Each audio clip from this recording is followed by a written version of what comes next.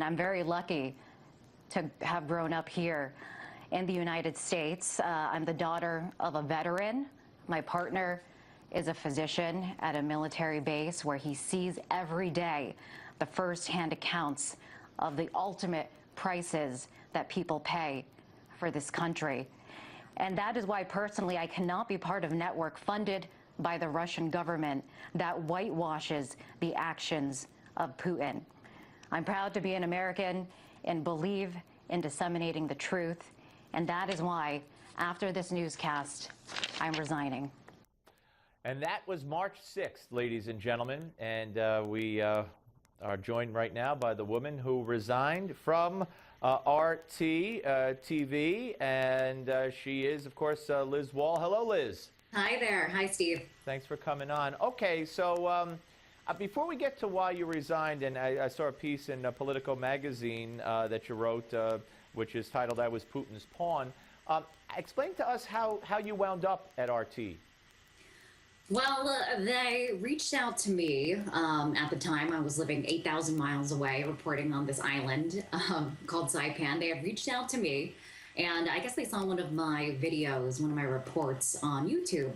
So they reached out to me and pitched the job to me as an opportunity to cover stories that the mainstream media ignores, and to give a voice to the voiceless, and to question conventional narratives. Question more was their logo. And at the time, I didn't know much about this network. Actually, to be honest, I didn't really know anything about it.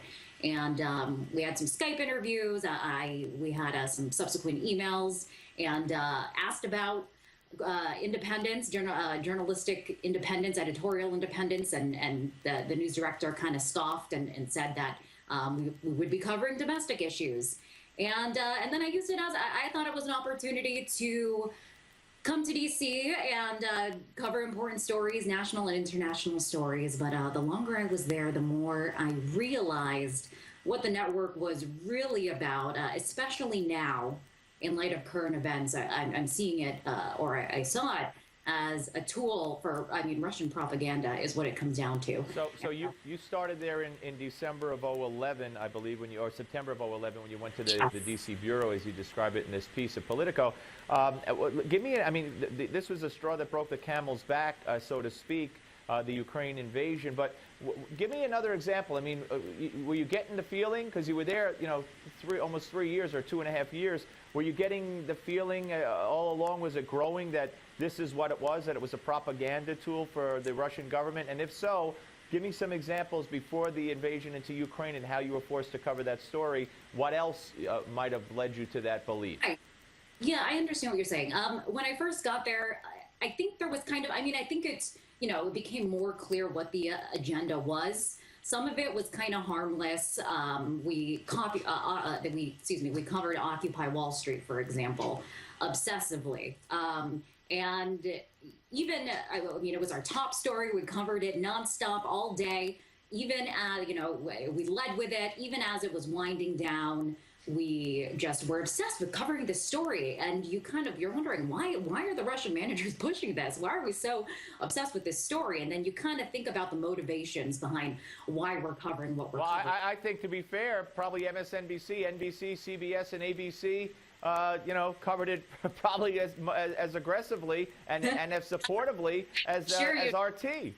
As we did. We really sucked everything out of that story. And why? Well, it made the U.S. look really bad. In the eyes of Russia, they thought, there were, at this time, there were huge demonstrations going on in Russia. But this was kind of one of their strategies, that they would kind of take the camera and shine it right back on the U.S. and say, you know what, U.S., you know what, West, you're not any better. Look at what's happening in your own country. Of course, I didn't think that they were comparable. I thought maybe they had some legitimate grievances. Some of them were just hippies that were just kind of coming together and protest just for fun. Definitely, there were some mixed messages in that. But I think what they were trying to get at was to shine the spotlight on the U.S. and make it seem as if it was kind of the impending collapse, inevitable collapse of a capitalistic world power. And of course, that's That's ridiculous. Did you ever think of at that point saying I got to get out of here? I mean, at that point, it was kind of harmless. And then, harmless, I guess. It bothered me because, I did not.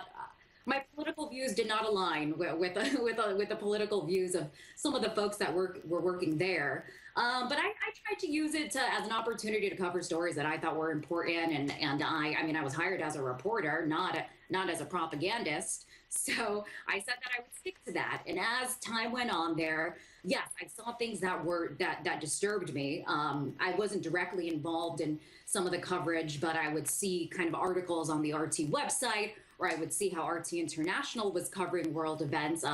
Most disturbing, I would think, was the way that they would sugarcoat actions of dictators.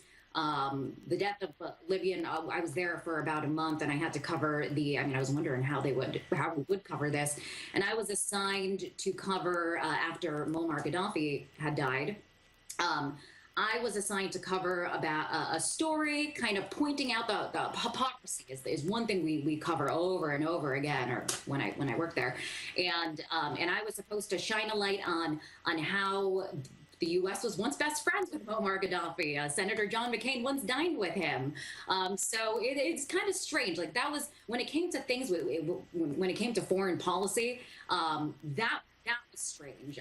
With Syria was also very troubling for me, the way that was covered. Again, I wasn't directly involved in that coverage, but okay. I think when it came to the coverage of Ukraine, that's when it became really troubling. Let me ask before I get to Ron Paul and the couple of things. The fact that RT during the 2012 presidential campaign seemed to be pro Ron Paul, and also then there was a Ron Paul interview you did. But do you not see? Tell me your impression of media bias in this country, because certainly if when Bush was in the White House, a lot of these what might be perceived, if it's on RT, as anti-American, certainly if it's on NBC, CBS, ABC, and all of the mainstream media, you get the same kind of slant, in my view, the same kind of stories, but you might not call them anti-American, you might call them anti-Republican, anti-administration, anti-Bush.